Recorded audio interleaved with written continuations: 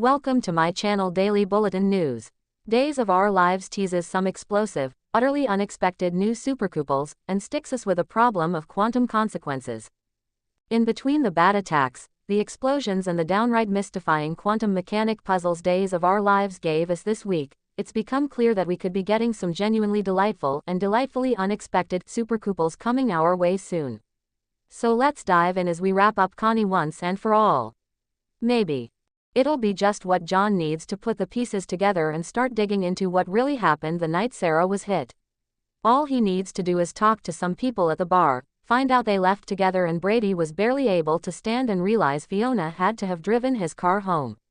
Proving it will be another matter, but Fiona finally tripped herself up with this revelation. But at least it shows she does actually care about Brady. In a way, just not enough to come clean. Schrodinger's mom. So Clyde's behind everything because he wants the Demera fortune and is holding the Green's mom hostage. Pretty standard stuff, but I'm so confused. I thought Mark was the eldest sibling, who looked after Aaron and Felicity because their parents were out of the picture. Then, over the summer, Aaron went to his mom's barbecue for the 4th of July. Then after, they were talking as if their parents were dead and Mark had to raise them. And now their mother is alive and being held by Clyde to make Mark and fake Abigail do his bidding. Does Aaron not know this? Is he not concerned that his mom has been missing since the 4th? I feel like we're getting Schrodinger's cat here. We won't know if their mom is alive or dead until we open the box and observe her. I'm just linking to a simple explanation of the quantum thought experiment rather than try to describe the thought experiment. And who is their mom? I'm really hoping it's someone we know, or maybe I should say, knew, to put some kind of hook in this story. I've got an idea of who she could be, which would make the Greens a whole lot more tied to Salem than we think, but I'm still worried. Then there's the marriage. Abigail and Chad are still married if she never died. They do not need to get remarried for whatever Clyde's plan is to steal the Demera money.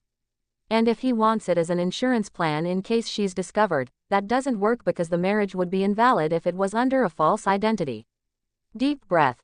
Where was I? I feel like this story is just being made up as it goes and that doesn't exactly have me feeling confident. But at the same time, they're going to great pains to make it clear Mark and Abigail aren't bad people, which means they're going to try to keep them around, and I do actually like Chad and his fake wife's chemistry. I'm very much up for seeing if they're a fiery match once this is all cleared up.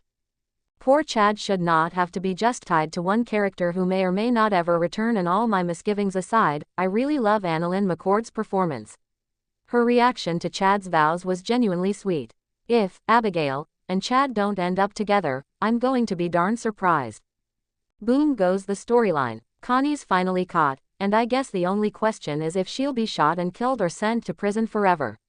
Or until Days needs a serial killer again. But Friday's episode pace seemed a bit odd.